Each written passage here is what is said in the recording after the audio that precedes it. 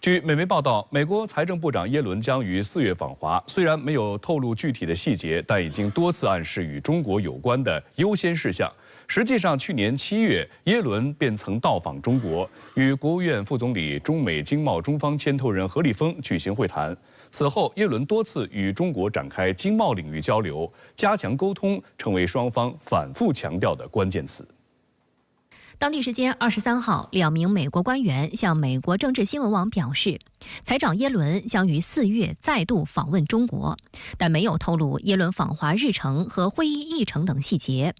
不过，外界注意到，在最近几个月的演讲和采访中，耶伦和其他美财政部高级官员已多次暗示与中国有关的优先事项。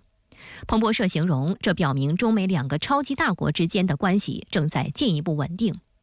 报道称，在地缘政治局势紧张之际，耶伦的访问计划反映出拜登政府寻求维持中美2国关系仍然脆弱的稳定。去年12月，耶伦在一次讲话中表示，拜登政府寻求负责任地管理双边关系，与中方举行面对面会晤是至关重要的。耶伦当时还称，他计划在2024年以美国财长身份第2次访华，讨论所关切的困难领域。中国国际问题研究院美国研究所副所长苏晓辉在接受深圳卫视采访时表示，中美双方对此次潜在的访问不会有过高的预期，而是希望在沟通的过程当中触及到一些更深层次的问题。双方的机制化的合作，在深入一些具体的问题，不管是双方之间的经贸关系，还是金融政策方面的沟通，包括美国观察中国的发展态势，都是耶伦一次又一次访华行程以及工作组相关会议希望能够达成的目标。有美媒注意到，随着2024年美国总统大选临近，渲染中国威胁论成为美国政客竞选宣传的主要内容之一。在这一背景下，拜登政府试图通过高级官员访问来缓和中美2国的紧张关系。实际上，从去年6月份起，美国官员开始密集访华，沟通均是其中的关键词。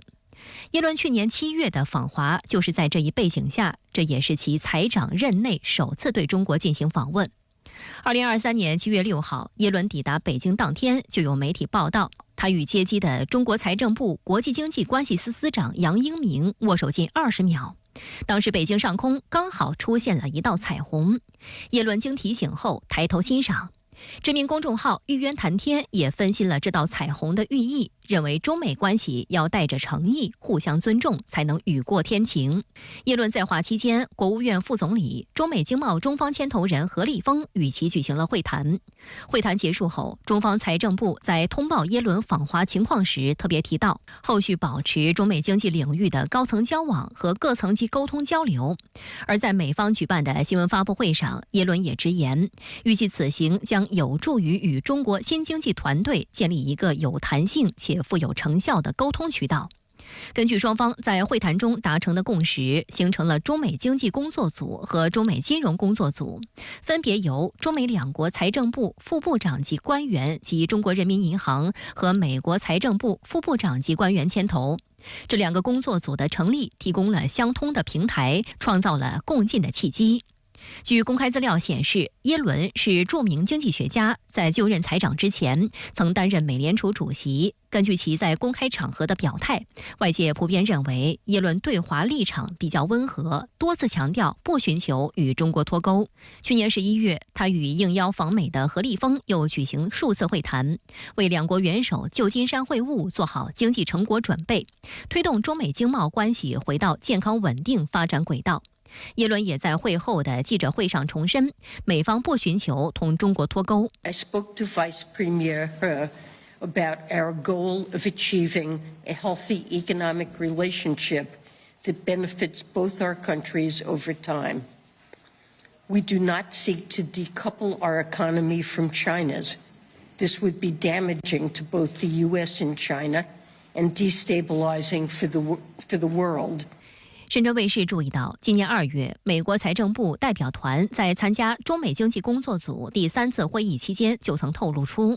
耶伦希望今年能访问中国。当时就有舆论解读，该会议将为耶伦计划中的访华做铺垫。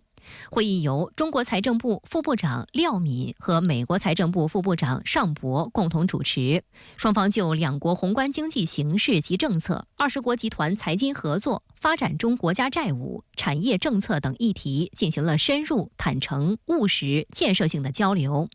中方就美对华加征关税、双向投资限制、制裁打压中方企业等表达了关切。此外，中美两国商务部还成立了商贸工作组，并于今年2月举行了第1次副部长级会议。